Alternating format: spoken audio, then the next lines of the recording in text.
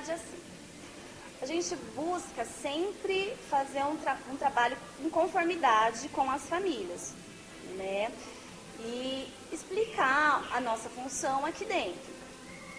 É claro que nós temos que respeitar a diversidade religiosa. Nós temos as objeções, a principal objeção é essa parte religiosa mesmo. Tem alguns pais que não admite que o filho participe de uma festa julina, não admite que faça uma aula de dança ou uma aula de capoeira, né? A questão aí nem tem religiosa, a questão também é social, né? Isso. E também nós fazemos, uma vez ao mês, os aniversariantes do mês. Então, em certas religiões, não pode cantar parabéns, a criança não pode participar. Mas o que eu faço? Eu chamo o pai para conversar, então desde a matrícula eu já deixo bem claro que aqui a nossa intenção é educacional, é uma formação integral e que não tem a ver com a religião. E que nós não vamos excluir a criança de nenhuma atividade. Não pode participar, né? Isso, independente de religião, não vão ser excluídos. Tem pais que aceitam, mas tem pais que não e infelizmente acabam retirando a criança daqui. Isso acontece? Acontece, já aconteceu muito. Muito? Muito, e de discutir comigo. Mas assim, a gente tem a nossa filosofia e a gente não pode abrir mão disso. Sim. Né? Sim. Que é pro bem das crianças. Sim. Então, a nossa pauta aqui, essa pergunta é uma das mais importantes. É sobre a família e a educação. Sim. Até onde essas entidades educacionais são necessárias, uma vez que já existe escola? Até onde ela se torna necessária e até onde ela infringe o direito da família educar seus filhos?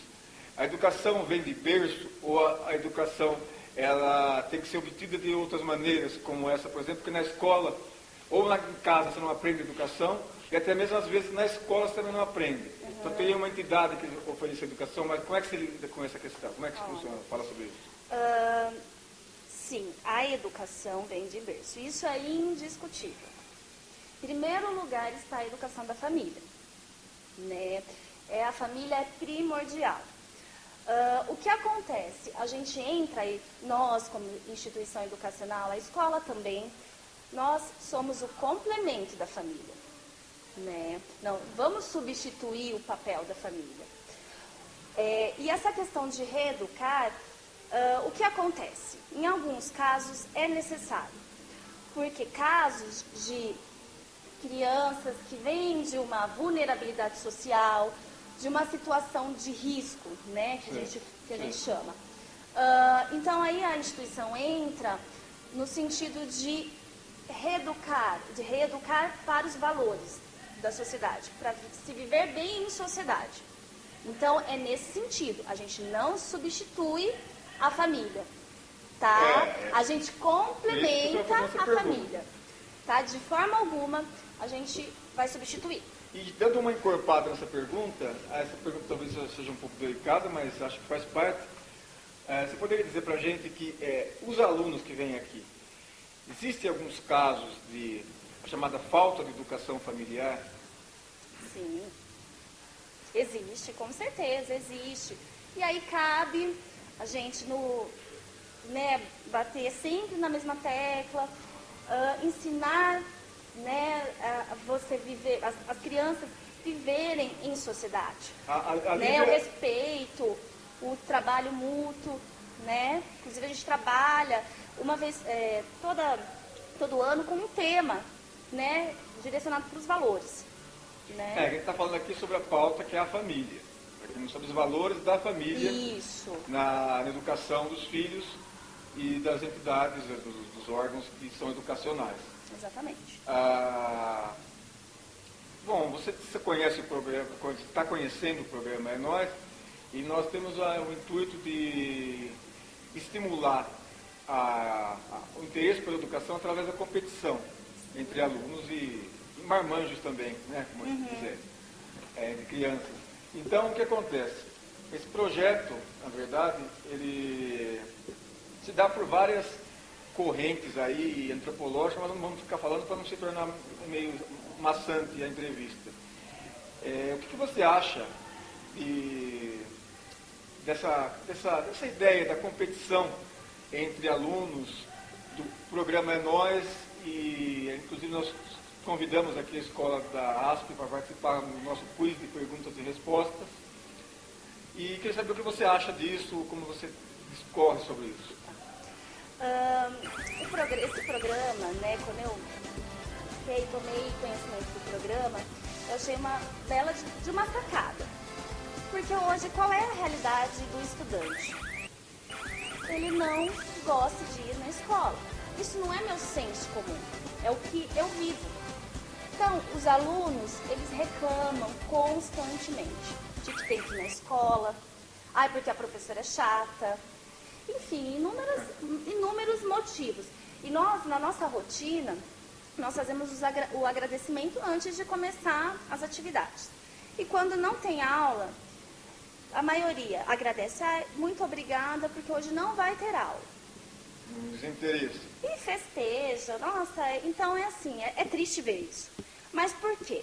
Porque, infelizmente, a nossa escola é muito arcaica, né? Possui métodos muito arcaicos e que não desperta o interesse de aprender, né, nos alunos. Sim, a escola que ela está falando não é a ASP aqui, a escola no sentido geral, a educação das escolas municipais e estaduais. Exatamente. O que eu gosto muito de citar quando eu falo sobre isso é o grande educador Vitor Henrique Paro, que ele puxa muito a orelha, né, de nós educadores. Vitor Henrique Paro. É um professor da USP, aposentado, né, então eu gosto muito de citar, porque ele puxa a nossa orelha e fala qual é o papel do educador e do professor em geral. É criar condições para que o educando queira aprender. Exatamente.